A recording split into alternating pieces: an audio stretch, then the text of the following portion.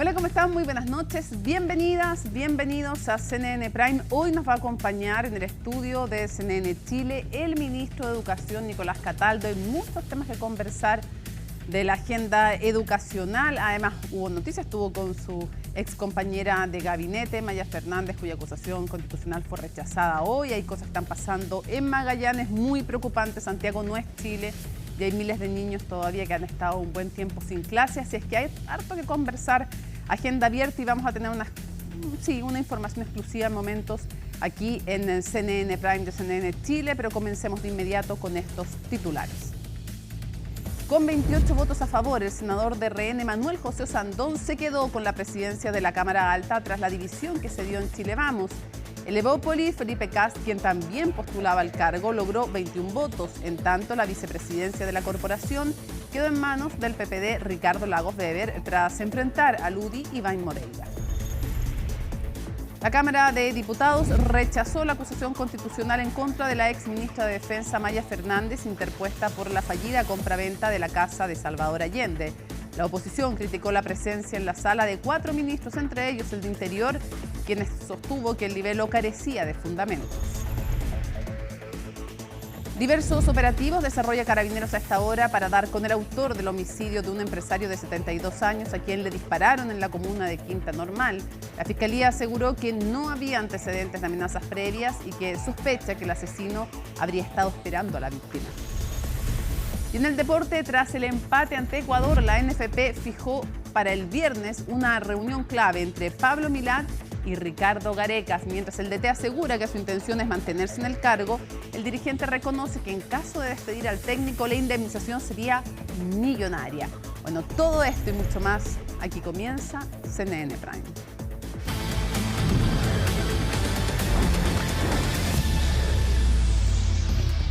Bueno, lo decíamos en titulares, ¿no? Manuel José Osandón y Ricardo Lagos Weber fueron elegidos como presidente y vicepresidente de la nueva mesa directiva del Senado. Tenemos más detalles de lo que fue una compleja votación. Francisca Cárdenas, digo compleja, al interior de Chile Vamos. Están tensas las cosas con el senador Manuel José Osandón.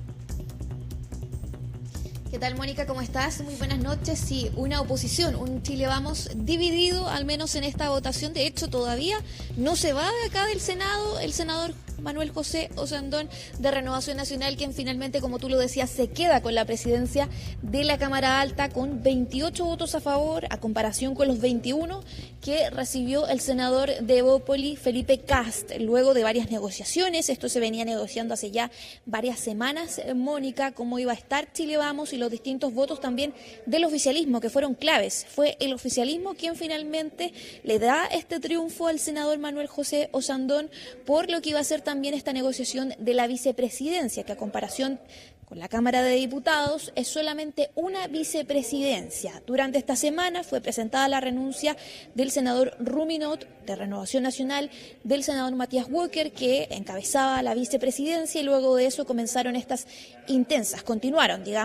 intensas negociaciones de la carrera por la presidencia del Senado. La vicepresidencia quedó en manos del senador Lagos Weber, del PPD, que también es un punto relevante, y así lo han destacado varios en el oficialismo, señalando que esto fue justicia por lo que fue la elección pasada de la mesa del Senado, donde le tocaba presidir al PPD, al oficialismo en este caso, y fueron varios los sectores políticos, en este caso Chile Vamos, la UDI principalmente en ese minuto, y demócratas, quienes se inclinaron finalmente por una candidatura de Chile Vamos. Pasemos a escuchar entonces parte de esas reacciones. Hubieron críticas duras adentro, pero sin ninguna moral, pues, porque ellos votaron por Elizalde y se pararon a aplaudir y lo fueron a saludar y estaban felices cuando había un acuerdo con nosotros. Y el año pasado rompieron un acuerdo que habían dado la palabra. Así que aquí no había ningún acuerdo. Nosotros con el Rojo Edwards y todas las personas no rompimos ningún acuerdo porque no había ningún acuerdo. Hicimos un planteamiento político de administración del Senado que es distinto. ¿Pero por qué un gusto político? Yo represento a Chile Vamos. Soy el presidente del Senado, pero del minuto que pasé a ser presidente del Senado, soy presidente del Senado. Yo no hice ningún acuerdo hoy día con el gobierno. yo hice un planteamiento político. Hagamos una administración acorde a los estándares de este Senado. Claro, hubo varias declaraciones, emplazamientos, por ejemplo, de quien también competía por la vicepresidencia, Mónica, el senador Iván Moreira de la UDI, quien señaló que él no sabe cómo se llegó a negociar por parte del senador Osandón con el Partido Comunista. Eso planteaba en una entrevista también y reacciones que podíamos tener luego de lo que fue esta votación, que fue bastante breve, fueron los votos bien rápidos, la argumentación también de los senadores, a comparación como se ha dado en otras ocasiones, en la elección pasada, donde estuvieron toda la tarde debatiendo en torno a esa elección, en ese acuerdo administrativo que recordemos le tocaba al PPD presidir. Habían varios candidatos en ese minuto.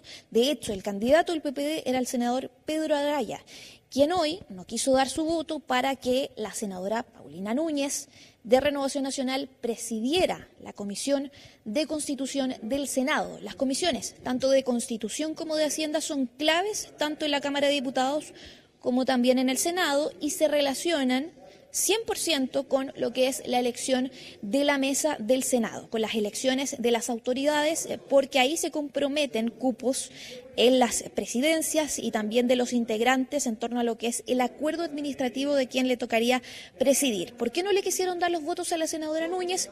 Porque los senadores integrantes de la Comisión de Constitución, tras la renuncia del senador Gastón Saavedra, dijeron que tenían que esperar a los resultados de la elección del Senado durante esta tarde para poder ver qué iba a pasar en la Comisión de Constitución. Así que pasemos a escuchar también parte de algunas intervenciones de quienes en este caso votaron por el senador Kast, que obtuvo 21 votos y también obtuvo el voto del presidente del partido del senador Osandón, el senador Galilea. Claramente creo que hoy día celebro a la izquierda. Y celebro a la izquierda porque, sin tener los votos, logra sumar 3 votos, 4 votos para hacerse de la presidencia del Senado. Y creo que eso claramente es un triunfo en esta pequeña pasada, pero creo que a la larga nos divide como sector. Y al final los proyectos personales, como decía, creo yo, el senador Cruzcoque, al final no ayudan. Ahora, creo que hacia futuro, independiente de las razones que haya tenido finalmente algún grupo de parlamentarios de la centro-derecha para aliarse con la izquierda, en particular la senadora del Partido Republicano, Carmen Gloria Aravena, y también el senador Rojo Edwards del Partido Social Cristiano, creo que lo que tenemos hoy día que rescatar es que tenemos que mantener a Chile Vamos, y no solamente a Chile Vamos, al sector ojalá lo más unido posible. Yo quiero lamentar la señal que nuestro sector, y en particular nuestra coalición de Chile Vamos, le está dando al país. La falta de coherencia, la falta de consistencia en llegar a acuerdos y la falta de gobernabilidad. Y yo no me siento parte de ningún acuerdo, presidente. A mí me tocó negociar el primer acuerdo a la mesa del Senado el primer año de este cuadrienio. Y cuando negociamos, la UDI y Evópoli celebró un acuerdo con la centroizquierda, dejando excluido a Renovación Nacional. Ahora, me llama mucho la atención que por primera vez hayan logrado convencer al Partido Comunista de votar por alguien de derecha. Eso nunca lo había visto yo. ¿Eso refleja un quiebre en Chile Vamos? No, no hay quiebre. Nosotros tenemos una responsabilidad hoy día. Este Senado no es lo más importante del país. Aquí lo más importante del país, ¿quién presenta la propuesta de gobierno que solucione los problemas de Chile? Y hay una sola persona. Y ahí no nos perdemos.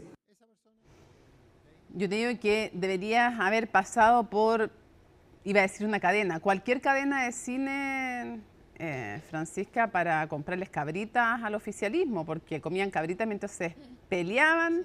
Bueno, en otras ocasiones ha pasado al revés, pero en esta ocasión comían cabritas mientras peleaban al frente, y esto en un año electoral es complicado. Ahora hay que decir que Manuel José Osandón también evidentemente ha apoyado a Evelyn Matei, pero tener una coalición que tenga estas divisiones obviamente que no es lo mejor. Me imagino que se van a ordenar rápidamente, es lo que aconsejaría obviamente el buen ojo político, pero aquí ahí parece ya también una enemistad igual entre los dos senadores de larga data, recordemos las primarias en las que fueron ellos dos al interior de Chile Vamos, desde ese entonces que hay una cierta tensión y obviamente que habla de las divisiones y todos destacaron, todos los opositores, o sea, todos los opositores a Chile Vamos, desde la izquierda, desde la derecha, obviamente que destacaron esta división en el conglomerado y es un disparo en los pies de alguna manera que no hayan logrado entre ellos llegar a un acuerdo antes. Pero en fin, ahí está el resultado, con votos del oficialismo, en otras ocasiones ha sido al revés, un pacto, se ubica Lagos Weber en la testera y obviamente que tuviste las caras mejor que nadie, Francisca, había tensión al interior de Chile Vamos.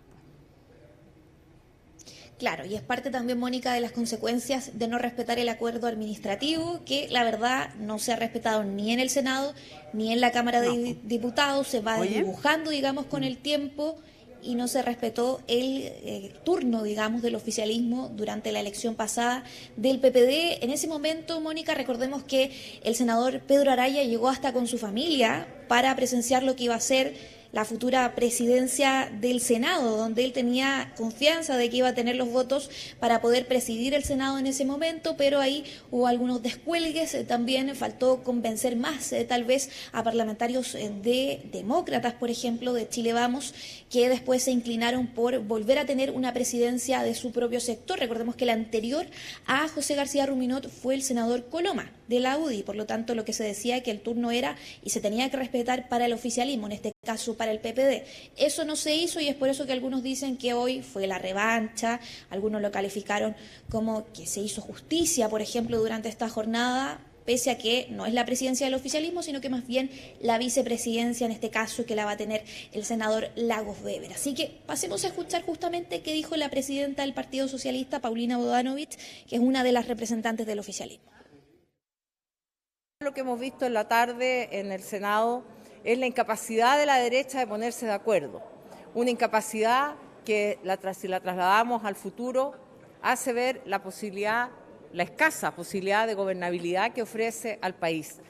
Lo que ocurrió hoy día en el Senado es que hemos, desde los partidos del oficialismo y también con la democracia cristiana, tratado de cumplir un compromiso que la derecha rompió el año pasado y por eso hemos puesto el nombre del senador Lagos Weber como nombre de acuerdo para reparar en parte lo que significó romper los acuerdos el año pasado. Claro, hay parte de algunas reacciones, Mónica. Vemos que en este momento recién se está yendo, para contar un poco, el nuevo presidente del Senado, el senador Manuel José Osandón, de Renovación Nacional del Congreso, y nos comentaba que él buscó al senador Felipe Kast para saludarlo por lo que fue finalmente esta votación y que no lo encontró. De hecho, ninguno de los medios de comunicación, Mónica, lo vimos salir, no sabemos por dónde salió, por dónde se fue, la verdad, el senador, para poder preguntarle sobre sus impresiones, cómo evaluó finalmente lo que fue esta votación, y algunos dijeron también que lo vieron un poco molesto. Así que es parte de lo que fue esta negociación, este resultado de la presidencia del Senado, de los integrantes de la mesa, y es algo, Mónica, que después de la próxima semana, que va a ser una semana distrital, se va a repetir, pero en la Cámara de Diputadas y Diputados, y ahí es mucho más complejo porque se va a votar separada la presidencia con las vicepresidencias debido a este problema que hubo con la diputada Carol Cariola.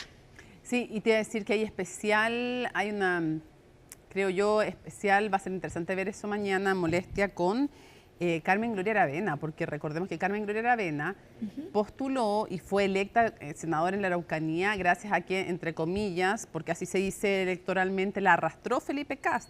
Ella era de Evópoli, después se fue, o sea, postuló por cupo Evópoli y después se fue a otra bancada, entonces ahí también hay una molestia y uno puede ir desmenuzando las caras, los gestos también por algo. Hay una tensión, también hay un distanciamiento de hace tiempo también con Felipe Kast y hay una molestia también de Evópoli, yo creo, hacia ella, importante. No sé el senador específicamente Kast, pero de Evópoli en general, por el abandono de la bancada. Pero bueno, esto ha pasado en varios partidos, así lo hemos visto. Y en fin, ya, seguimos muy atentos y te cuento que después vamos a tener una información importante en CNN Prime que yo creo que también va a generar reacciones allá en el Congreso. En un ratito más la vamos a estar dando. Perfecto, Mónica, nos vemos. Chao. Y avanzamos porque hoy se rechazó la acusación constitucional contra la exministra Maya Fernández en un intenso debate en la sala de la Cámara de Diputados y Diputadas. El libelo había sido presentado por parlamentarios de la oposición que argumentaban que Fernández había incumplido la Constitución porque la Constitución no permite que un ministro parlamentario haga tratos con el Estado. Todo esto en la fallida compra de la casa del expresidente Salvador Allende. María Luisa Carrión tiene el informe. El señor secretario procede a ir a buscar a la señora exministra. Vamos a ir al fondo, no se va a ver la cuestión previa. Pedirle que ponga orden al cortejo fúnebre que estaba pasando por aquí enfrente. Todos los parlamentarios que no estén sentados los próximos 5 segundos van a ser sancionados según reglamento. ¿Fueron citados los ministros que están acá o están ayudando a sentir a una ex ministra? Sancionar a doña Maya Fernández Allende, después de haber puesto su cargo a disposición, está teñido del amargo sabor de la venganza. Se presumía que no sería una jornada sencilla. ¿Está confiada, exministra? No voy a hablar ahora todavía.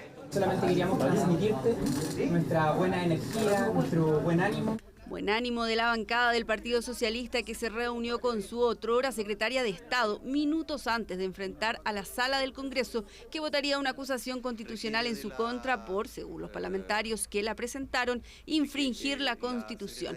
Fue el republicano Luis Sánchez el encargado de esgrimir los argumentos. Aquí lo que existe es una vergonzosa operación de la familia Allende a costa del erario público. Un plan de jubilación para la senadora y una pasadita para la exministra ahora, donde se le metió la mano en el bolsillo a todos los chilenos. Hablan de dolor y de sufrimiento sentados en un trono de billetes. Son unos hipócritas.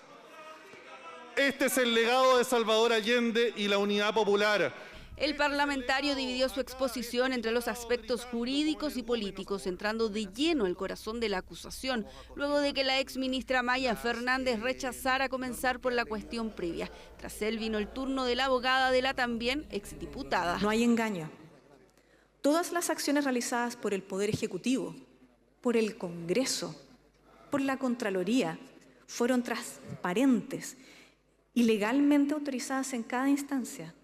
El libero acusatorio, en cambio, pretende responsabilizar a esta exministra por una participación pasiva en hechos originados por terceros ajenos a su autoridad como ministra. Es que para la defensa se trata solo de actos preparativos para la compra de esta vivienda que no se concretó y que por lo tanto no se está frente a un acto de corrupción y menos de enriquecimiento ilícito. En tanto, quienes apoyaban esta acusación indicaron que se dañó a las instituciones y la confianza pública. Se ha intentado justificar lo que es injustificable.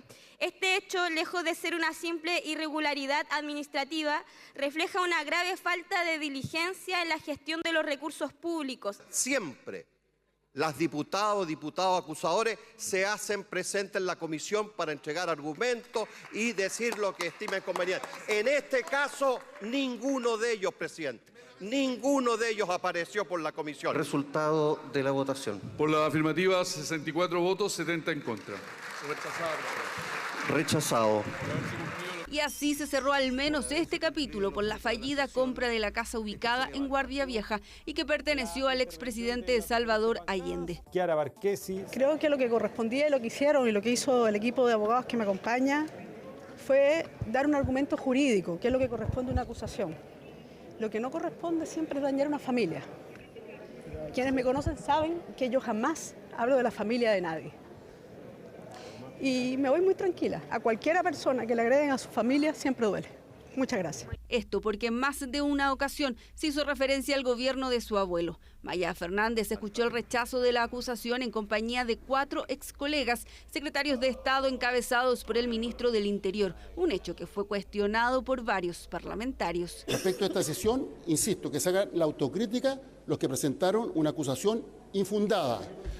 Y obviamente, cuando se produce una acusación injusta e infundada, lo que corresponde es dar señales políticas respecto de que esta era una acusación claramente inconducente. Acusación inconducente a juicio del Ejecutivo, pero que nace de una polémica, la fallida compra de la casa del exmandatario, que ya le ha costado el puesto a más de una autoridad de gobierno, entre ellas 2 secretarias de Estado, como la misma Maya Fernández, que dejó el Ministerio de Defensa el pasado 10 de marzo.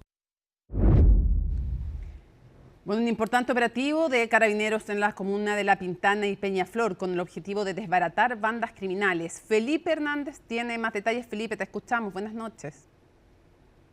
Muy buenas noches, Mónica. Sí, más de 500 funcionarios de carabineros de diferentes unidades fueron los que participaron de este operativo donde de forma simultánea llegaron hasta el sector de la comuna de La Pintana, en la población El Castillo, a 25 domicilios que eran blancos investigativos debido a la presencia de organizaciones que estaban ligadas a el narcotráfico, pero también se pudo descubrir tanto en los domicilios de El Castillo, en La Pintana, como también en Peñaflor, el único domicilio que fue allanado en la jornada del día de hoy en esa comuna del sector poniente de la capital, es que se pudo desbaratar al menos 3 organizaciones ligadas al narcotráfico y que además tenían porte de o tenían utilización de armas de fuego. Tenían justamente algunas pistolas automáticas y además tenían munición para estos tipos de armamentos, los que eran utilizados principalmente para la protección de los líderes y los integrantes de estas mismas organizaciones. Eran casas, Mónica, que ya habían sido utilizadas en algún momento al interior de la población del Castillo para justamente también realizar labores ligadas al narcotráfico y que fueron tomadas por estas otras nuevas bandas, quienes justamente comenzaron con el mismo tipo de mal negocio o negocio negro del comercio de las drogas. Se pudo incautar más de 5 kilos de diferentes tipos de drogas, cocaína, pasta base, también marihuana, además de dinero en efectivo. Me quedo con este último punto antes de escuchar las declaraciones que fueron entregadas por el general director de Carabineros, Marcelo Araya, y es que hay una imagen que fue obtenida justamente dentro de este operativo donde funcionarios de Carabineros llegaron incluso hasta el techo de uno de los domicilios. Bueno, ahí estos sujetos habrían escondido el dinero, tiraron el dinero en efectivo hacia el techo y es ahí lo que es uno de los puntos que les sorprendió a los funcionarios policiales, porque finalmente esto fue contabilizado y supera con creces los más de 300, entre 300 y 500 mil pesos que estaban justamente alojados en el techo de este domicilio, uno de los 25 que fueron allanados acá en la comuna de La Pintana. Escuchemos las palabras del número 1 de Carabineros, quien entregó declaraciones a propósito de este importante operativo realizado en la jornada del día de hoy. Hoy día fueron 3 agrupaciones, 3 organizaciones que fueron desbaratadas y por lo tanto que le hacen tremendo daño. Aquí se incautó dinero, se incautó droga de distintos tipos y de denominación. Dinero y principalmente armamentos, que era lo que se estaba buscando. Ese es el trabajo que estamos desarrollando. Vamos a seguir en esa misma línea, no solamente con presencia, con control y fiscalizaciones, sino que también investigando e interviniendo en aquellos lugares donde realmente se requiere. Por lo tanto, aquí no hay espacio donde no ingresemos. Aquí no hay espacio donde va a quedar sin una debida diligencia o investigación. Actividad en la que estuvo presente también el subsecretario del Interior, Luis Cordero, también la fiscal de alta complejidad de la Fiscalía Metropolitana Sur, quien estaba justamente a cargo de estas diligencias que se desarrollaron en La Pintana y también en la comuna de Peñaflor, que dejó un resultado de 11 sujetos detenidos, 9 hombres, 2 mujeres, todos de nacionalidad chilena y adultos todos, y que van a ser pasados a control de detención y formalización de cargos en la jornada del día de mañana. Cambiamos de tema rápidamente, vamos a hablar de un hecho macabro que ocurrió en la jornada del día de hoy a eso de las 11 de la mañana en el sector de Pasaje 1, comuna de Quinta Normal. Hasta ese lugar llegaba justamente el dueño, un empresario, dueño de una empresa de plásticos que está ubicada justamente en este sector de la comuna de Quinta Normal. Cuando él pretendía ingresar, esperaba justamente que le abrieran el portón de esta empresa, de la empresa de la cual él es el dueño. Bueno, un sujeto único habría llegado hasta las cercanías del automóvil y habría percutado al menos 4 disparos con un arma de fuego. Uno de esos disparos termina impactando en la cabeza de esta persona de 72 años, es un adulto mayor, y hablamos que fue identificado como Jaime Solanes Mestre, dueño de esta empresa de plásticos. Este sujeto que está siendo apuntado como el responsable de este crimen, bueno, habría estado esperando a esta persona largos minutos, incluso se habría hecho pasar por un indigente, por una persona en situación de calle, algo que fue visto por los dependientes de un almacén, quienes al momento de verlo y que les llamó la atención que esta persona estaba con unas latas, las cuales se movía cada cierta cantidad de minutos, las estaba revisando, las golpeteaba de vez en cuando. Bueno, eso les llamó la atención a estas personas, quienes amablemente, pensando que era una persona en situación de calle, le ofrecieron un té y un sándwich. Y nadie pensaba que minutos más tarde, a la llegada de esta persona, era finalmente quien iba a realizar esos disparos. Hasta ahora, esa es la historia que se conoce por parte de testigos, pero esto tiene que ser corroborado por la correspondiente investigación y claves van a ser las cámaras de seguridad. Es más, hay un registro en el que se ve al sujeto que aparentemente sería el autor de los disparos huyendo del lugar, vestido completamente de negro. Y ahí se ve justamente en una de las calles, en una de las intersecciones, cómo se ve cruzando justamente por uno de estos sectores de la comuna de Quinta Normal. Sobre esta situación se refirió el fiscal del equipo contra el crimen organizado y homicidios del Ministerio Público, que se hizo cargo de estas diligencias, las que fueron emanadas, por cierto, a los S9 de Carabineros, y en el lugar para analizar la situación ocurrida estuvo trabajando el personal del Laboratorio de Criminalística de Carabineros. Revisemos lo que señalaban desde la Fiscalía. Lo que tenemos es básicamente una persona que fue asesinada al momento de intentar ingresar a su trabajo, y tenemos un par de filmaciones, declaraciones, pero todavía no tenemos ninguna identidad ni tampoco ningún móvil.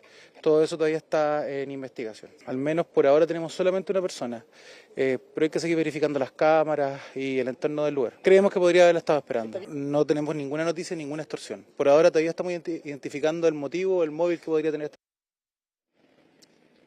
No se puede descartar ninguna línea investigativa, Mónica, porque en un comienzo se había pensado que esto podría ser como origen un intento de robo en contra de la víctima, pero lo cierto es que aparentemente esto podría tratarse de otra cosa y podría ser incluso ligado a un crimen por encargo. Por lo tanto, todavía no se puede establecer a ciencia cierta cuál fue el objetivo o la situación ocurrida y que terminó entonces con esta persona de 72 años, dueño de esta empresa de plásticos que está ubicada en la comuna de Quinta Normal, asesinado en la vía pública con un disparo en la cabeza. Tremendo. Muchísimas gracias por la información, Felipe. Buenas noches. Muy buenas noches. Cuando son las 8:27, tenemos una triste información que contarles. Ha fallecido Tommy Rey. Su nombre es Patricio Fernando Zúñiga Jorquera. Ha fallecido a los 80 años. Hemos confirmado con su familia, también con su manager, su fallecimiento. Y claro, todos lo conocían como Tommy Rey, cantante de cumbia, bolero, músico, compositor chileno, vocalista y obviamente el alma, el espíritu de la sonora de Tommy Rey. Intérprete además de todos esos temas, los escuchamos tantas veces, los bailamos tantas veces, los domingos, el galeón español. ¿Quién no bailó el galeón español en un matrimonio, un año nuevo? Agua que nos de beber, un año más, Daniela, en fin, la parabólica, ¿cómo no?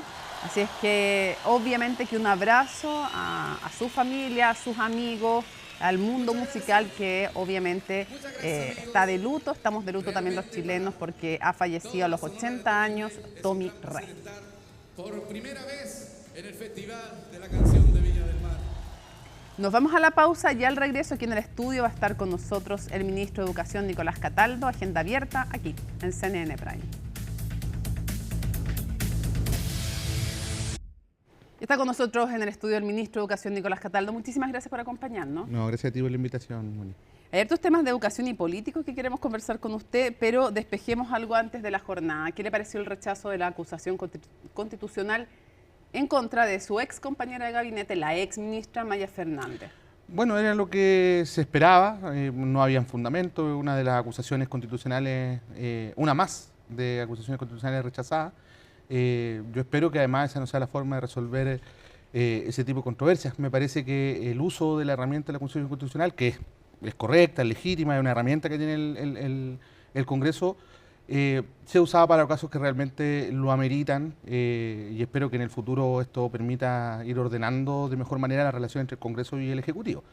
Hasta ahora no ha prosperado ninguna y me parece que es bueno usar los tiempos del Parlamento en legislar. Igual su sector presentó, pero el festival de acusaciones el gobierno Pero eso no pasado. significa que sea la forma adecuada de relacionarse. O sea, eso también estuvo mal, dice usted, o sea fue excesivo. Yo creo que cuando se abusa de la herramienta, sea quien sea que lo haga, digamos, la herramienta se distorsiona y pierde su propósito. ¿Usted encuentra que se ha abusado durante este gobierno por parte de la oposición? Yo creo que ha sido más de lo necesario y en algunos casos de manera inadecuada. O sea, recordemos nomás lo que ocurrió en el caso de educación.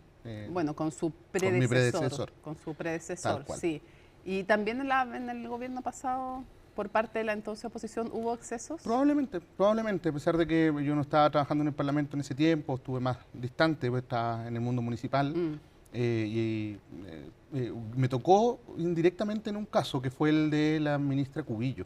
Ya. Y ahí nosotros aportamos con información a propósito de la no aplicación precisamente de la Ley de Educación Pública, que era, yo diría que era lo que sí tenía fundamento en aquel momento en relación a la aplicación de la norma que se había legislado recientemente. Ya. No quiero dejar pasar el hecho de que efectivamente los ministros, y usted me imagino que lo sabe, no pueden hacer contratos con el Estado. No, Ni los parlamentarios. pero estando, ni los parlamentarios. Por supuesto. Y estando en sede judicial investigándose, me parece que también es el camino desde donde hay que seguir abordando el caso. Además, la ministra ya presentó su renuncia, fue antes de la acusación constitucional. En fin, hay una serie de igual usted sabe que se pueden presentar la acusación. Por supuesto, hay varios meses que están ahí después de terminado el mandato. Hecho ese punto, hay otro que no tiene que ver con la acusación misma, sino con su asistencia y la de 3 colegas, el diputado Luis Sánchez y otros diputados de oposición. Preguntaron si se había tomado día libre para asistir y que no correspondía que acompañara a una ex ministra en su horario de trabajo. Mire, quienes elaboran esa crítica, y me lo tomo con humor. Con humor porque regularmente estamos yendo al Congreso. O sea, yo prácticamente todos los martes y miércoles estoy en el Parlamento cumpliendo labores asociadas a mi función, que es legislar, entre otras cosas. Los martes tengo sesión de la Comisión de Educación, de la Cámara, los miércoles del Senado, por lo tanto uno está en el Parlamento de manera permanente. ¿Para qué hablar la ministra Lobo o en este caso el ministro Elizalde, que le correspondía como ministro del Interior, la vocera? ¿Te dicen que esto no es parte de su pega, andar acompañando a una ex compañera? O sea, estando en el Parlamento, estando en mis funciones, de hecho en paralelo yo estaba moviéndome al Senado, estábamos en sesiones de comisión que ocurrieron durante el día también, yo no veo ningún inconveniente, al revés. Me parece que estando en el Parlamento y estando en ese minuto con la posibilidad de estar, y cuando no, saliéndome de la sala, yendo a mis funciones legislativas. ¿Y por qué se lo toman con humor? Porque ellos saben que uno está permanentemente ahí. Y los parlamentarios nos piden bilaterales, reuniones, gestiones, que ocurren precisamente en los contornos del trabajo de la sala. ¿Se toma con humor porque usted encuentra que es como...? Que es un hecho político, un punto político más dentro de lo que es... la performance de la acusación constitucional en términos políticos, comunicacionales. ¿Usted no avisora o no huele que este año, porque van a tener tiene pega legislativa que hacer, pero, mucha? Claro, pero no percibe que se está de alguna manera con año electoral, de alguna manera tensionando el ambiente? Sí, y es natural, es año electoral y yo creo que hemos hecho un esfuerzo importante por tratar de construir un relato de voluntad de diálogo para aquello que es imprescindible. En el caso nuestro, por ejemplo, tenemos proyectos muy importantes, convivencia educativa, seguramente vamos a hablar más adelante de ese tema a propósito de los casos que hemos visto en el último tiempo, que de hecho en esa discusión legislativa estaba en el Senado hoy y por eso estaba en el Congreso. Vamos a varios temas que son relevantes. Primero vámonos a Magallanes, metafóricamente hablando. Quiero preguntarle, desde el 5 de marzo, ¿cuántos alumnos están en Magallanes sin clases por el paro de profesores? Alrededor de 14.000 estudiantes tiene el territorio. Ahora, no todos los establecimientos están en paro, porque no todos los profesores están movilizados tampoco. Pero son miles. Son miles. Sí. Miles de alumnos sin clases. Ya llevan 3 semanas. Alrededor de 3 semanas, sí, 22 días si no me equivoco. ¿Cuál es el daño que se le está haciendo a esos alumnos? Mira, primero perder clases ya sabemos que tiene un daño que cuesta reparar. Yo diría que todavía estamos dentro de los tiempos en los que podemos reprogramar esas clases perdidas, considerando que estamos al inicio del año escolar. Esos tiempos se están acabando, sin duda.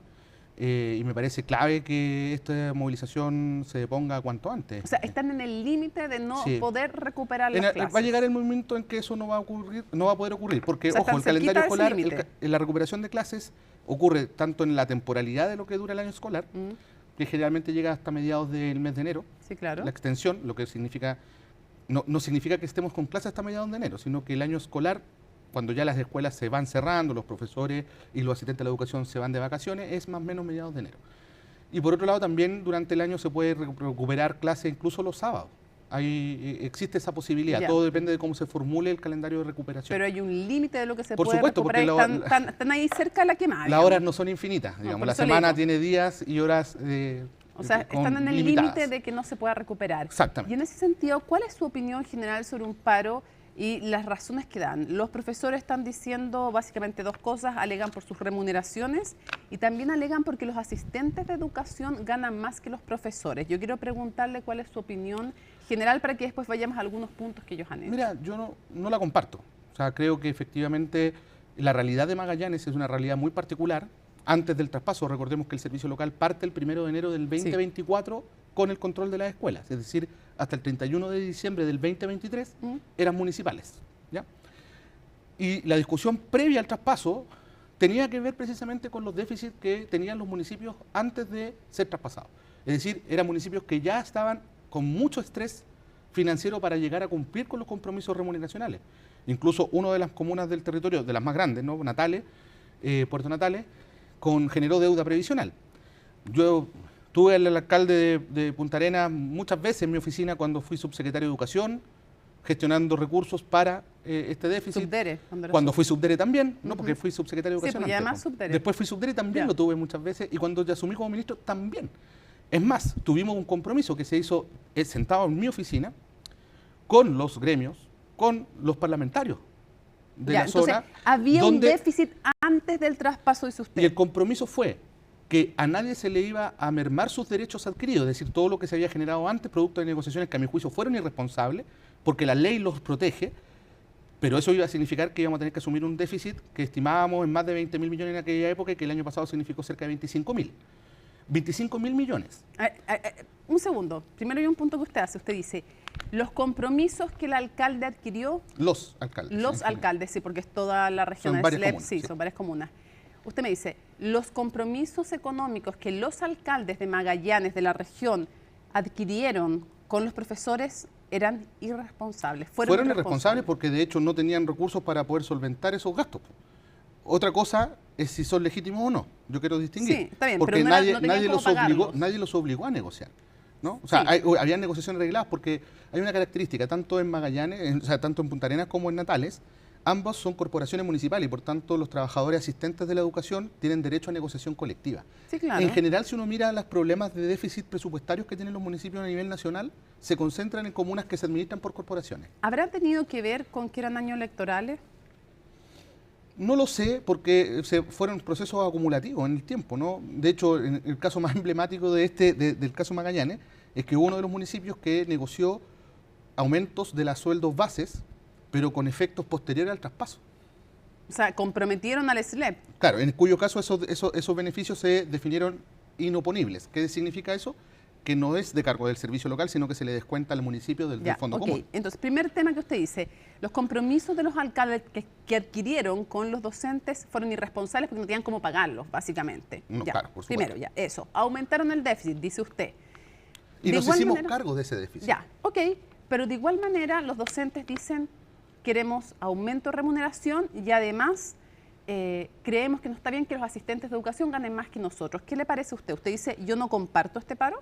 Yo no comparto el paro porque el compromiso que nosotros hicimos antes del traspaso es que a nadie se le iba a dejar de pagar su remuneración producto del déficit generado antes del traspaso. ¿Eso se ha cumplido? Eso se ha cumplido, a cabalidad. Durante todo el 2024 no tuvimos problemas de este tipo, se pagaron las remuneraciones y parece ser que es ahí cuando cuando se comienzan a pagar las remuneraciones completas, cosa que no venía ocurriendo antes del traspaso, considerando los compromisos que se habían hecho por negociaciones colectivas, aparece esta brecha salarial.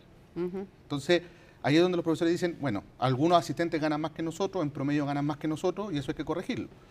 Ahora, un detalle relevante.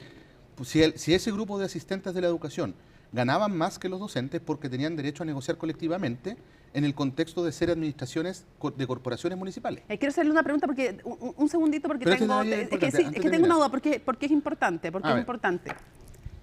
le quiero preguntar, ok, está todo el periodo entonces en que se negocia, se hace el traspaso, se hace todo esto que usted me está contando en este contexto entonces, y usted dice que ustedes cumplen con todo lo que se comprometieron. Ok, usted me dice, no comparto el paro, pero hablemos un poquito para entender por qué no comparte el paro. Porque usted cree, por ejemplo, no sé, ellos ganan más o menos que otros profesores. ¿Cómo está el nivel de sueldo de Magallanes en los profesores en comparación con otros lugares? Bueno, en Magallanes el salario promedio, con jornada completa, estamos hablando de 44 horas semanales, es de más de 2.800.000 pesos. Si yo lo comparo con los salarios del resto del país, había cuenta de que Magallanes es un territorio especial, es una zona extrema, son sueldos más grandes, bastante más elevados. De hecho, me parece que solo Aysén tiene salarios un poco más grandes, son 2,9 millones. ¿Y el costo de la vida cómo anda en relación con eso? Bueno, o sea, por algo tienen sueldos más altos también, pero son salarios que están regulados por ley. O sea, el salario del docente está regulado por el estatuto docente y recordemos que hace 10 años, se cumplen este año, se legisla la carrera profesional docente, que generó incrementos remuneracionales de casi un 40% del salario total de los docentes. Entonces, eso fue un incremento muy grande. Entonces, ¿cómo califica este paro usted? Yo creo que es un paro que debe de ponerse pronto. Es un paro que no se sostiene y que uno podrá seguir discutiendo cómo se van reduciendo las brechas a partir de una primera decisión, que es el compromiso que nosotros hicimos, que es cerrar también el déficit. ¿Es irresponsable este paro? Yo creo que tiene un grado de responsabilidad importante. O sea, yo creo que si uno puede discutir sobre las remuneraciones, nosotros preferiríamos discutir esto en la mesa del sector público, donde se discuten los temas. No hay ningún pero. Creo que tiene rasgo de responsabilidad, pero lo que no se puede hacer es, por esto, hipotecar, digamos, el derecho a la educación de los niños y niñas. Si al final del día eso es lo relevante, ¿no? Y sabemos, porque lo hemos visto y lo hemos constatado, que en aquellos territorios donde hemos logrado tener clases regulares, como por ejemplo el caso de Atacama, donde hubo una movilización extensa, donde los niños vieron mermado su aprendizaje, el año pasado, que fue un año regular, donde no hubo interrupciones de clases, lograron empezaron a subir los indicadores, y eso es muy importante. Usted dice, no se puede hipotecar el futuro de los niños. ¿Qué es lo que se hace finalmente con estas paralizaciones y tan prolongadas? Ahora, si no se recuperan todos los días, ¿lo que no se recupere se va a pagar o no se va a pagar? Lo que no se recupera no se puede pagar. Ya, y eso, ojo, y eso no es una decisión de la autoridad. Es la ley. Es la ley. Y no solamente es la ley, sino que además ha sido recordado por la Contraloría recientemente. Ya. El presidente del Colegio Nacional dice que tiene críticas bien fuertes con usted en varios ámbitos y entre otras cosas dice que no se puede, en el fondo que ellos tienen el derecho a movilizarse, que ellos tienen el derecho a paralizar. Ojo, yo lo comparto. Efectivamente, todos los trabajadores tienen el derecho a movilizarse cuando sus derechos se ven conculcados, cuando están en procesos de negociación. Acá no hay un derecho conculcado, al revés, el servicio local normalizó un servicio que estaba deteriorado antes del traspaso, se regularizaron los pagos, se comenzó a hacer las cosas que tenían que hacerse y que no se venían haciendo, y hoy día hay una demanda de aumento salarial que me parece que es arbitraria a propósito de identificar una brecha con asistentes de la educación que negociaron colectivamente porque tenían el derecho a hacerlo antes del traspaso. Cosa que, por cierto, a mí me complica porque yo no puedo criticar el hecho de que ellos hayan negociado y tengan los sueldos que tienen. Me parece que eso es más bien responsabilidad de los alcaldes que negociaron y entregaron esos beneficios. Solo nos queda cumplir la ley.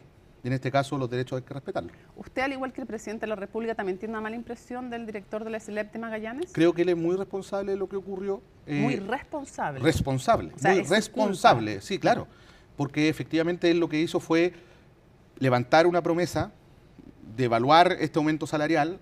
Deriva además una carta al nivel central, a la Dirección de Educación Pública, de algo que, por cierto, ni siquiera consultó antes de enviar, ¿no? Y antes de conversar. Entonces genera expectativa que luego no se cumplen. Y luego viene la movilización y yo me imagino que él está muy enfermo porque ya ha extendido por segunda vez una licencia médica. Entonces, efectivamente yo tengo una mala evaluación, al igual que el presidente y todo el ministerio y la DEP, y obviamente estamos a la espera de su retorno y además evaluando cuáles van a ser las medidas. ¿Se le puede despedir? ¿Se le puede remover? Mira, los directores ejecutivos son de alta dirección pública, son cargos electos por alta dirección pública, y eso obviamente en el objetivo de resguardar la continuidad de los directores ejecutivos con los cambios de ciclo electorales, me parece muy bien. Se lo pregunto de otra forma, si pudiera, ¿usted lo removería? Sin duda, pero la remoción no es arbitraria. Lo que te quiero explicar es que quiero entender el punto político. El punto político sí, pero es importante que esto se sepa porque luego la gente se va a preguntar por qué no lo han sacado.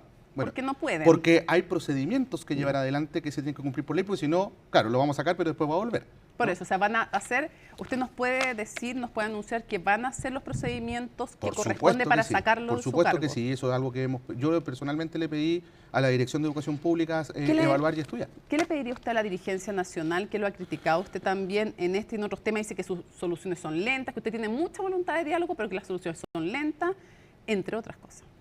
Mira, nada en educación es automático ni rápido. Lamentablemente es un sistema grande que tiene muchos problemas estructurales, históricos incluso. Lo que uno hace el máximo esfuerzo por avanzar en esas necesidades, estableciendo diálogo y manteniendo ese diálogo abierto para poder ir generando y explorando esa solución en conjunto. ¿Usted le pediría a la dirigencia nacional que lo ayudara a lograr que vuelvan a clase los docentes de Magallanes? Yo no le puedo decir a la dirigencia sindical lo que tiene que hacer. No sé, eso sería no lo convocaría. Eso sería entrometerme en la autonomía sindical que yo creo y respeto, ¿no?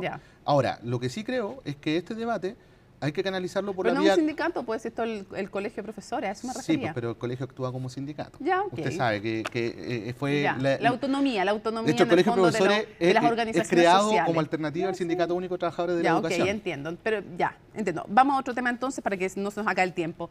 Entiendo que hay una visión crítica también de cómo se están gestionando en hartos sostenedores el sistema de vacantes que hay en el sistema de admisión escolar, porque parece que no se está manejando bien. ¿Cómo se va a solucionar eso, ministro? Porque parece que hay más vacantes en algunos colegios que no son alertadas al sistema. En simple, ¿qué es lo que está pasando y cuál es la solución? Muy simple. Primero ha habido un proceso que llevamos adelante el 2022 y que ha permitido avanzar mucho en materia de gestión de cupos. Y es un plan que construimos desde marzo del 2022 cuando nos detectamos que había un problema y que no se estaba gestionando de ninguna manera. Esto ha implicado crear hasta el año pasado más de 20.000 cupos nuevos en el sistema. Ahora estamos consolidando la matrícula de este año, que ocurre ahora en marzo para el pago de la subvención, por lo tanto a principios de abril vamos a tener una síntesis de ese proceso. Este año nosotros vemos que el proceso va a ir mucho mejor con los ajustes y cambios que hemos hecho.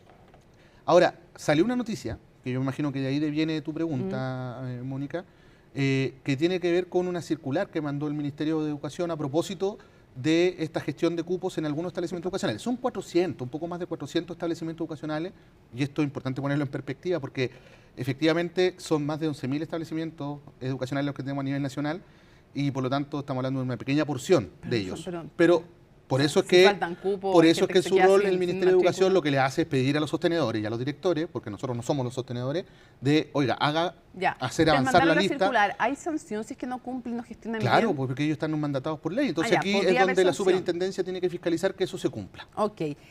Lo quiero llevar al tema también de la inclusión. Otra de las críticas que le hizo el presidente del Colegio de Profesores es que la inclusión cuando estaba en el papel y en muchos casos los programas de inclusión, se lo digo como mamá, una niña con síndrome de Down que falleció lamentablemente, pero que habría tenido que enfrentar lo mismo en situaciones de mucho mayor privilegio evidentemente que lo que le pasa a muchos chilenos y chilenas que buscan educación. Entonces hemos visto, y ese es un tema, cómo está funcionando la integración, pero hemos visto, y quiero preguntarle por ese caso puntual, porque el otro daría para 3 entrevistas, o más. Un caso de una joven del espectro autista en Talcahuano, si no me equivoco, que es agredida de manera brutal, no tengo otra forma de calificarlo, por parte de su compañera. ¿Qué medidas se van a tomar ahí? Porque ya que esa chica esté en la sala de clases, lamentablemente en este país es una lucha que tiene que haber dado esa familia. Por supuesto. Y lo que ha vivido, yo no sé cómo se repara para empezar, pero quiero preguntarle en concreto qué van a hacer ustedes. Mira, primero, también te lo digo desde ser un padre de una hija con neurodivergencia, ¿no? Lo sé. Y es difícil, es un desafío hermoso también. Ahora, lo que uno espera es que el sistema educativo reaccione y actúe de manera responsable con esa diversidad. Y lo primero que nosotros hicimos, o más bien le pedimos a la superintendencia, es que actuara de oficio respecto a este caso y por lo tanto se investigara hasta el fondo, porque aquí hay eventuales responsabilidades del establecimiento, también de la docente, que era responsable en ese minuto de la sala de clase. O sea, le siguen pegando y no hace nada al principio. Mira, yo no sacaría conclusiones apresuradas a partir del video, que es brutal. Yo en eso estoy de acuerdo contigo. Por eso es que es importante investigar y llegar hasta el fondo del asunto. Sí, y igual eso, es difícil y eso es algo manejarlo, que me imagino. Yo lo sé, pero nosotros tenemos, más allá de la indignación que genera, tenemos que tener la prudencia como autoridad a cargo del sistema de hacer los procesos como corresponden, para poder llegar al fondo del asunto y en el caso puntual que tú me planteas, porque me lo plantean en este caso. Ahora, en lo general, yo creo que el sistema educativo está al debe respecto a lo que tiene relación con la inclusión educativa y en particular con todos los desafíos emergentes que no solamente tensionan a partir de la ley de la ley TEA, ¿no?, sino que también de la implementación del programa de inclusión escolar, el PIE, el programa PIE, que con post-pandemia se ha visto un aumento significativo de los casos diagnosticados en todos los espectros de neurodivergencias que hay, no solamente TEA. Pero hay una deuda importante en la inclusión. Y eso, por supuesto, y eso tiene que ver con formación docente, tanto en servicio como en la formación inicial, tiene que ver con la infraestructura. Por ejemplo, una de las cosas que yo le pedí a la Dirección de Educación Pública, que es la que gestiona los recursos de infraestructura, es este año lanzar una convocatoria para tener salas de contención emocional y sensoriales, ¿no? Porque las escuelas ni siquiera tienen las condiciones muchas veces para poder atender esos casos que requieren, ¿cierto?, una regulación emocional que no se hace en una sala de clases lleno de niños, ¿no? Como le decía yo, podríamos conversar esto muchísimo rato. Yo solo digo que a mí me parece increíble que si uno dijera, no vamos a abrir un colegio pero sin baño. Todos le dirían, pero ¿cómo sin baño? O sea, ¿cómo se te ocurre sin baño? Y hay colegios, para hacerle el punto, y hay colegios que abren sin tener equipos de inclusión. Y eso a mí me parece igual de escandaloso, le voy a decir. Pero en fin, no vamos a resolver el tema ahora y no quiero dejar un tema en el tintero. Es que es importante esto. Sí, a ver, diga. La normativa educacional evoluciona a un ritmo en el que a veces cuesta seguir desde el punto de vista de otras decisiones, como por ejemplo la infraestructura, los recursos, el personal. Incluso si es que contamos con el personal suficiente para poder hacernos cargo de la explosión de diagnósticos que hemos tenido en el último año. Antes de la explosión ya es insuficiente. Por supuesto, y es por eso que es importante hacerse cargo. Yo te mencioné una de las medidas, hay otras más que tienen que ver con la disponibilidad de recursos, con flexibilizar líneas de financiamiento para que puedan contratarse personal adecuado para ello. Pero un desafío grande, porque además son muchos recursos, porque el sistema educativo es gigantesco, ¿no? Es importante, creo, además, y aquí yo creo que me vas a entender el punto, creo que esto no se puede abordar desde la lógica de la exclusión. No podemos retroceder. Aquí el desafío es cómo adaptamos al sistema para hacernos cargo de esto. Y te lo digo por el caso de Trehuaco, que se generó una situación muy compleja. O sea, toda nuestra solidaridad con la colega, yo tuve una conversación con el esposo, estuvimos reunidos con la comunidad educativa, con los profesores de la escuela, pero también se generó una situación muy compleja con el estudiante, que también es del espectro autista, que fue el que agredió a la docente por una desregulación, donde fue atacado por redes sociales, fue atacado en su casa, o sea, y los comentarios que aparecen y todo, cómo se aborda el tema, me parece que es muy complejo. Ministro, se me olvidó algo importante respecto de las vacantes, y dos cosas que no quiero dejar de abordar, no sé, a salvar de la pregunta sobre Jara, o sea, obvio que no, pero antes va a venir ya la entrega, se supone este mes de... A principios de abril. A principios de abril de las propuestas, del resultado de los cambios que hay que hacer, lo que se le proponen hacer al sistema de admisión escolar. En términos generales, ¿es efectivo que se ha ido creando un cierto consenso? Y quiero saber si usted lo comparte. En la cosa chica sé que no me va a poder decir en el detalle, pero ¿hay un consenso de que al menos en un porcentaje debiera restablecerse la selección por mérito? No la selección arbitraria porque los hijos son hijos de papás separados o por... No. Si existe un cierto consenso que ha sido estableciendo en que al menos un porcentaje de selección por mérito debiera restablecerse en el sistema de admisión, al menos en ciertos colegios. Bueno, tal como lo dices tú, pues efectivamente nadie está en contra primero de la excelencia educativa. Nadie está en contra además de que se posibilite que los estudiantes que han tenido buenas trayectorias educativas puedan acceder con mayores facilidades, digamos, a donde ellos quieren continuar su trayectoria. Y yo diría que se ha ido construyendo efectivamente un consenso en relación al mérito, vinculado también a las condiciones. Porque, a ver, lo digo de esta perspectiva. A restablecer la selección por mérito, no arbitraria. Abrir la posibilidad de la selección por mérito, que hay que definir de qué forma vamos a entender el mérito, por un lado, y también, por otro lado, cuáles son los establecimientos educacionales que cumplen con las condiciones de efectivamente tener esa flexibilidad. Probablemente serían aquellos colegios llamados como más de excelencia. Esa es la idea, esa es la idea, porque si no carece de sentido la medida. ¿Le gustaría ver a Janet Jara de candidata presidencial del Partido Comunista? Mira, es irrelevante lo que a mí me guste, lo importante es lo que resuelva el partido. Y el partido está en una reflexión en este minuto a propósito del tema. Hubo un pleno del Comité Central el fin de semana pasado. No sabe todo lo que he reporteado el tema, no sabe la cantidad de gente que llamaba para preguntarle, pero ¿usted cree que sería una buena candidata? Mira, yo creo que, y lo dije antes, no es sorpresa lo que voy a decir, porque ya he hecho, me han preguntado esto. No, si lo que queremos es que no, pero que ya me han preguntado por esto. Yo creo que la ministra Jara ha sido una excelente ministra que ha logrado grandes avances y está perfectamente capacitada para asumir este desafío. Ahora, insisto, dos cosas. Primero, la voluntad de la ministra tiene que estar disponible, porque además sigue con desafíos importantes en la cartera de trabajo.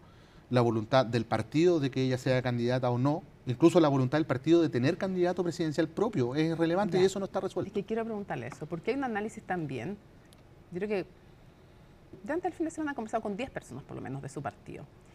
Y más de una dice que hay también una aprensión en lo que usted me dijo y también de alguna manera lo decía en la entrevista que hicimos el lunes al senador Núñez, que decía, que apunta a lo siguiente, esta sensación de que Janet Jara podría ganar en una primaria,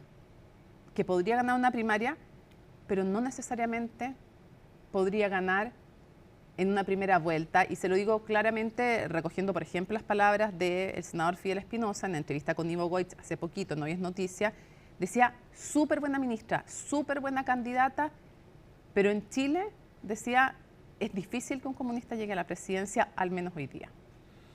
Mira, me encanta la ciencia ficción, pero no para hacer política. Entonces, esa es como la forma para patear para el córner. No, la forma para patear por el córner. ¿Porque hay anticomunismo? Porque eso es lo que decía. Evidentemente, yo he sido víctima de eso. ¿Cómo usted ha sido víctima de eso? Por supuesto, cuando se levantaron críticas a propósito de los cambios de gabinete y eso, sin conocerme, después han ido cambiando solo por ser comunista. Entonces, si usted mismo reconoce que hay anticomunismo de su perspectiva, usted dice, yo he sido víctima de eso, ¿no reconoce usted que es difícil que un comunista llegue a ganar la presidencia? Mira, es difícil, sin duda. Nada es fácil para los y las comunistas. A propósito de esto que tú dices.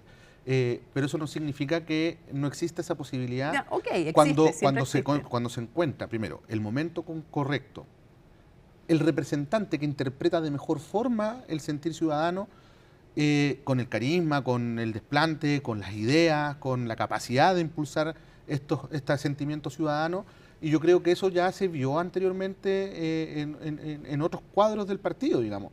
Yo creo que esos son debates que hay que ir superando también, y la mejor forma de superándolo es enfrentando el desafío, es ir generando esa normalidad. Es que a lo mejor Carolina Toá tiene más posibilidades de ganar no una primaria, sino que una primera vuelta, entonces capaz que no sea tan buena idea ponerla a competir a alguien que le puede ganar, pero que después no gana en primera vuelta.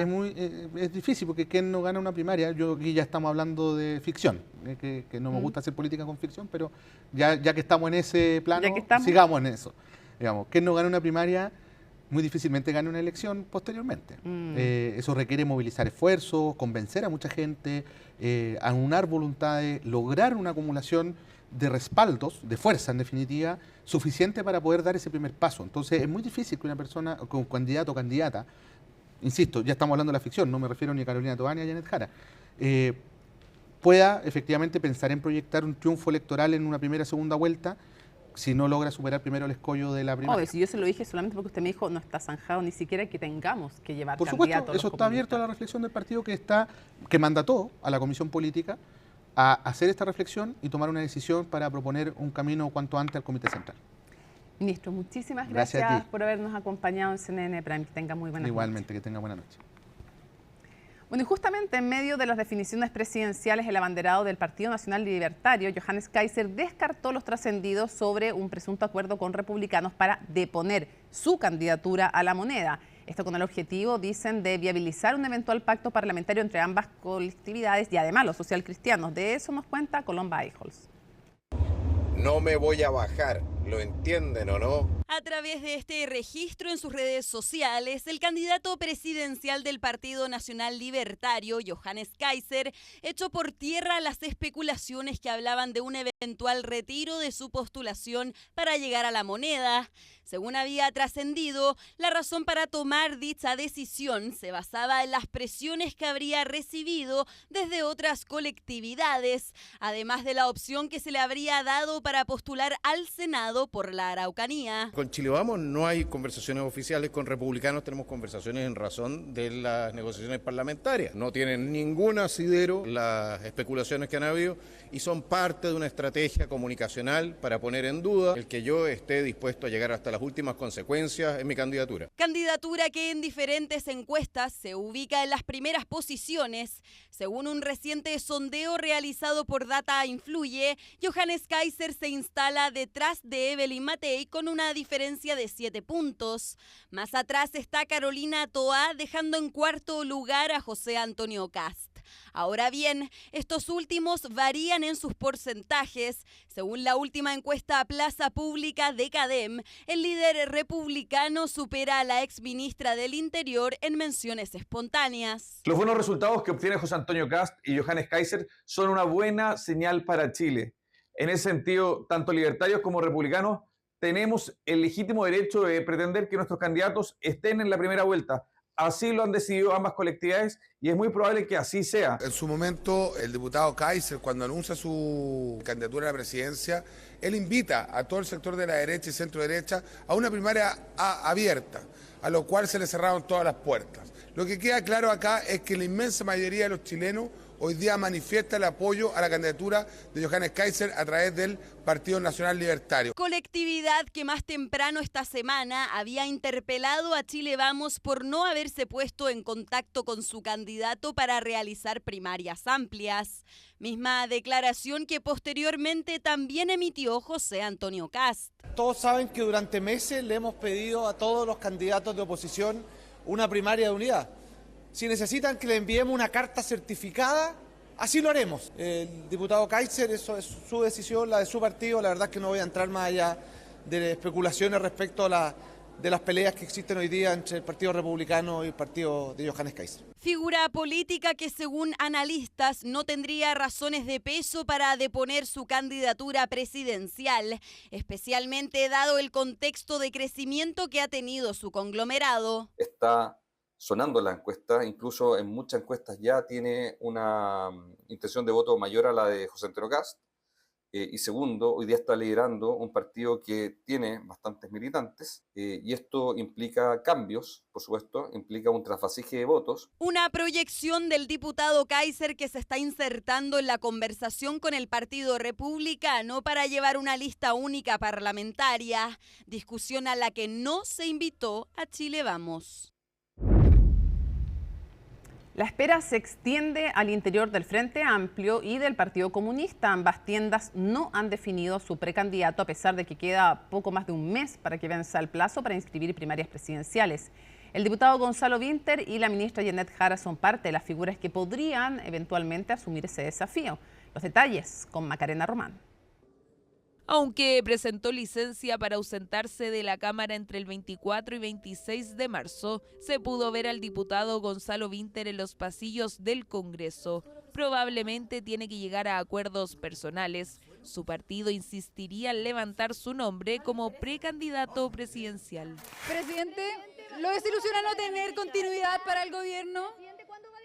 ¿Presidente esperaba tener candidato ya al Frente Amplio? Es que solo quedan 34 días para que finalice el plazo en que los partidos políticos pueden inscribir primarias presidenciales y los socialistas, el Frente Amplio y el PC no han confirmado a sus abanderados. ¿Esperaría tener un candidato del Frente Amplio? ¿Qué cosa? ¿Por la continuidad del proyecto de gobierno? No, eso lo responde la presidenta del partido. Justamente fue la presidenta del Frente Amplio quien cerró la puerta a la opción de ponerse detrás de la candidatura de Carolina Toá. Constanza Martínez aseguró que están trabajando en torno a propuestas y luego vendrá el nombre. Tenemos la convicción de poder tener una candidatura que sea fuerte, que sea competitiva, precisamente para poder pensar en una coalición que tenga un debate de ideas y que presente también en una primaria las distintas visiones. Distintas visiones que al interior del Frente Amplio creen podría llevar adelante una candidatura como la del diputado Gonzalo Vinter,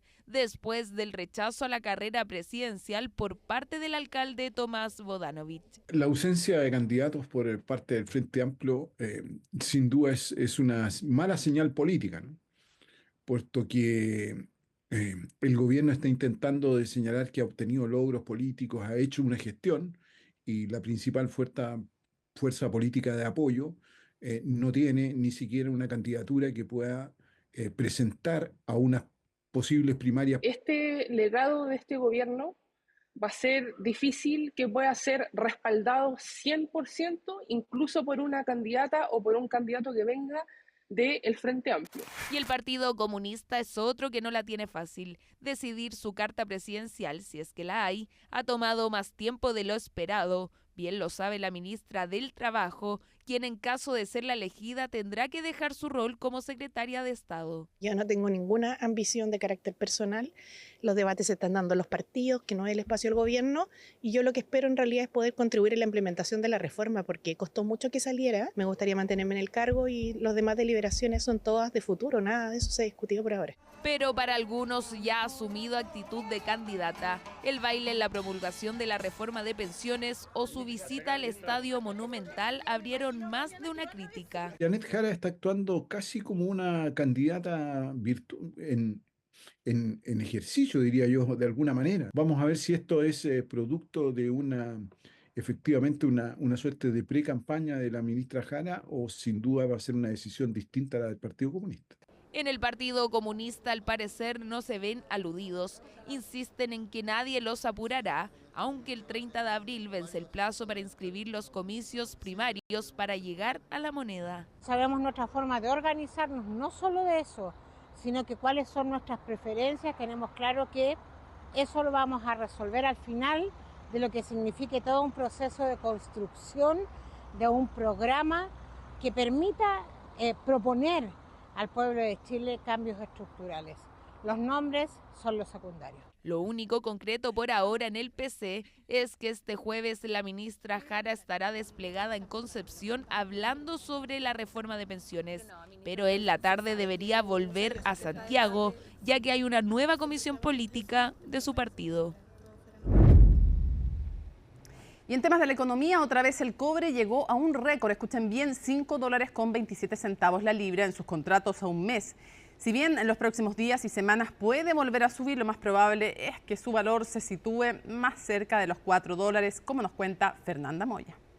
El cobre es uno de los metales con mejor desempeño en 2025, con un alza de 27% solo este año. Uno de los factores que están detrás de este repunte es que en un solo mes Estados Unidos importó 500.000 toneladas, cuando lo habitual es que sean 70.000. Todo ante la especulación de que ese país aplique mayores aranceles al cobre. Si yo tengo un arancel muy alto, eso se va a traspasar a precio producto. Por lo tanto, por eso hay un ciclo alto por una sobredemanda. Nivel de demanda que no sería sostenible por mucho tiempo, según la Comisión Chilena del Cobre.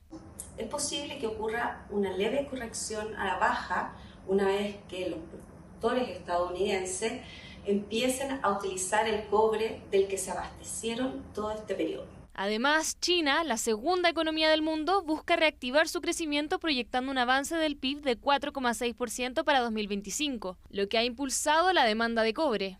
Sin embargo, este punto también genera incertidumbre. Para China, este año crecer un 5% es un desafío, teniendo en cuenta que los aranceles afectarían el crecimiento global, y es precisamente por este motivo que no vemos el cobre sosteniéndose sobre los $5 en el mediano plazo, y sí lo vemos oscilando en alrededor de 4,5 a $5. Cualquier factor que cause una disminución significativa y sostenida de la actividad económica y la demanda de cobre en China podría presionar los precios a la baja. El mercado sigue dividido sobre qué tan alto puede llegar el cobre. Según Trading Economics, se espera que se mantenga en torno a los $5,18 en el corto plazo y que suba hasta 5,49 en un año más. Asimismo, Long Forecast predice 5,69 para marzo del 2026. Seguimos viendo un escenario mediano a largo plazo en que el cobre pueda seguir con su tendencia al alza, aproximadamente un nivel de 18-20% más de los niveles actuales. Pero no todos ven un alza sostenida. Algunos expertos creen que el mercado ya ha tocado un techo y que los precios actuales son difíciles de mantener. Nuestra proyección se sustenta en que el mercado incierto en el que estamos hoy pudiese corregir a la baja el precio, que sigue siendo un promedio muy elevado, y esto ya que se sustenta en los fundamentos los cuales se mantienen sólidos y están relacionados con la dependencia de la transición energética con el cobre. Asimismo, el Banco Central en su informe de política monetaria de marzo proyectó que el precio promedio se estabilizará en torno a $4.30 por libra desde hoy hasta 2027, nivel que aún es favorable para nuestra economía. Van a entrar más dólares a la economía y eso va a mejorar el peso chileno a nivel mundial, haciéndolo mucho más competitivo, lo que mejora también los escenarios de comprar productos al extranjero, por lo que esto se espera que traiga mejoras en la actividad económica y se pueda transferir a otras áreas del país. Es decir, en resumen, mayor actividad económica y crecimiento para el país. Chile es el mayor productor mundial, representando más de un tercio de la industria cuprífera. Por eso sería el principal perjudicado si Donald Trump pasa del mero estudio a la aplicación directa de aranceles. Vamos a noticias internacionales. En un movimiento inédito, cientos de personas en Gaza están protestando masivamente contra Hamás. El primer ministro israelí, Benjamín Netanyahu, aprovechó las manifestaciones para defender sus operaciones militares y amenazó con ocupar más territorio del enclave palestino. Laura Soto nos cuenta.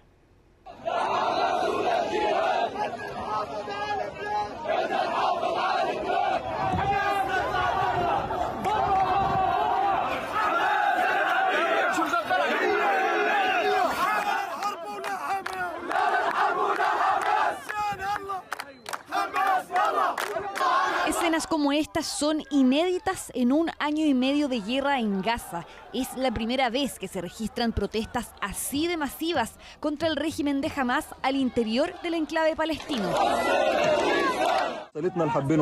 El mensaje que queremos transmitir primero a la ocupación israelí es: paren la guerra, paren el derramamiento de sangre que está ocurriendo, no podemos tolerarlo más. El segundo mensaje es para Hamás. El gobierno de Hamás, hermanos, ya hemos tenido bastante, lo juro por Dios, estamos cansados, no hay nada.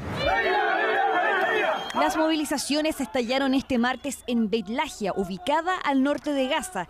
Ahí la frustración de la población alcanzó un nuevo nivel, cuando un día antes los residentes de la ciudad se vieron nuevamente afectados por órdenes de evacuación emitidas por Tel Aviv. Esto en respuesta al ataque con misiles que la Yihad Islámica Palestina lanzó contra Israel desde esa zona. Si hace ya 18 años Hamás se hizo por la fuerza con el control de Gaza, desde entonces las protestas en contra de este movimiento han sido generalmente muy limitadas. Ha existido un temor enorme. Ahora estas protestas, que son totalmente inusuales, es que se van extendiendo. A la ira pública se suman los más de 50.000 muertos que ya deja esta guerra en Gaza, además del bloqueo israelí al ingreso de ayuda humanitaria para presionar a Hamás a liberar a los rehenes. Netanyahu habló ante el Parlamento israelí este miércoles y se refirió por primera vez a las protestas que se desarrollan en Gaza. Usó las movilizaciones para defender que su política está funcionando. El primer ministro israelí fue interrumpido en varias ocasiones por miembros de la oposición. Uno de ellos incluso fue retirado de la sala tras llamarlo incitador. La lucha en Gaza continúa. Cuanto más insista Hamás en su negativa a liberar a nuestros rehenes, más enérgica será la represión que ejerceremos. Y les digo, miembros de la Knesset y también a Hamás, esto incluye la toma de territorio y otras cosas que no voy a especificar aquí. Netanyahu enfrenta sus propias protestas en casa. Miles de personas se manifestaron frente a la sede del Parlamento en Jerusalén para exigir nuevas elecciones y el regreso de los rehenes, sobre quienes se desconoce cuál será su destino, ahora que el gobierno israelí sigue empecinado en llevar adelante sus operaciones militares en Gaza. Residentes de Gaza, las fuerzas de defensa de Israel pronto operarán con fuerza en otras zonas de Gaza y se les exigirá que evacúen las zonas de combate para su propia protección. Los planes ya están preparados y aprobados. Hamás está poniendo en peligro sus vidas y les hará perder sus hogares y cada vez más territorio que será anexado al sistema de defensa israelí. Hamás ha advertido a Israel que si siguen intentando recuperar a los rehenes por la fuerza, estos terminarán siendo devueltos en ataúdes.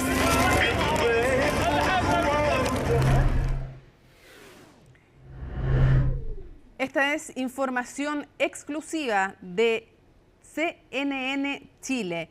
Este viernes, el gobierno de Chile ha decidido concretar este viernes ante la Corte Penal Internacional de La Haya la entrega de los antecedentes investigativos que han sido recabados hasta ahora por el crimen de Ronald Ojeda. Repetimos, este viernes se va a realizar en La Haya la entrega de la información investigativa que hasta el momento se ha recabado en el contexto del trabajo del Ministerio Público por el crimen, el secuestro y el homicidio de Ronald Ojeda. Todo esto en el contexto de adjuntarlo a la información que ya lleva en otro contexto también la Corte Penal Internacional. Y esto es bien importante explicarles. La entrega va a ser ante la Corte Penal Internacional en La Haya, no ante la Corte Internacional de Justicia. ¿Por qué ante la Corte Penal Internacional? Porque hay un caso que no tiene nombre específico, no tiene el nombre de Nicolás Maduro, sino de todos quienes resulten eventualmente responsables de violaciones a los derechos humanos y otros crímenes.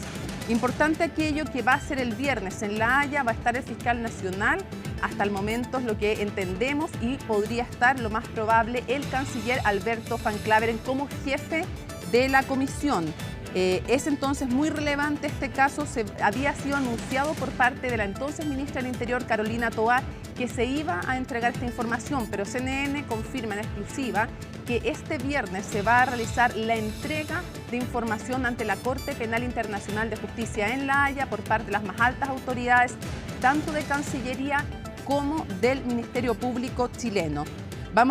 Y ojo, que hay antecedentes que también ha entregado Uruguay y Ecuador. Para justamente comentar esta información exclusiva de CNN Chile, tenemos ahí en pantalla a Francisco Cox.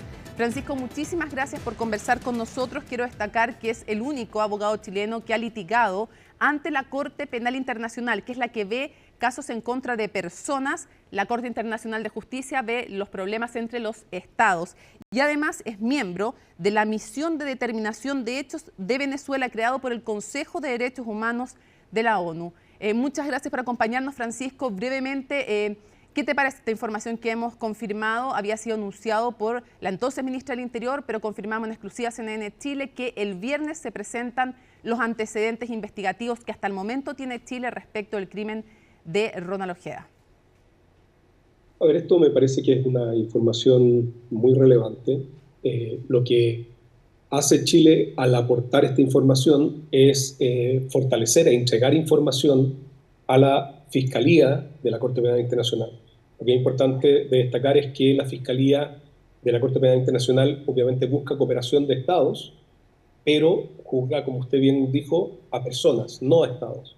En este momento lo que tenemos frente a la Corte Penal Internacional es una investigación que se lleva adelante por la Fiscalía, que Venezuela intentó declarar inadmisible, diciendo que ellos estaban investigando crímenes de lesa humanidad y crímenes de guerra, algo que fue desestimado por la Sala de Asuntos Preliminares, y dicha desestimación fue ratificada por la Sala de Apelaciones de dicho tribunal.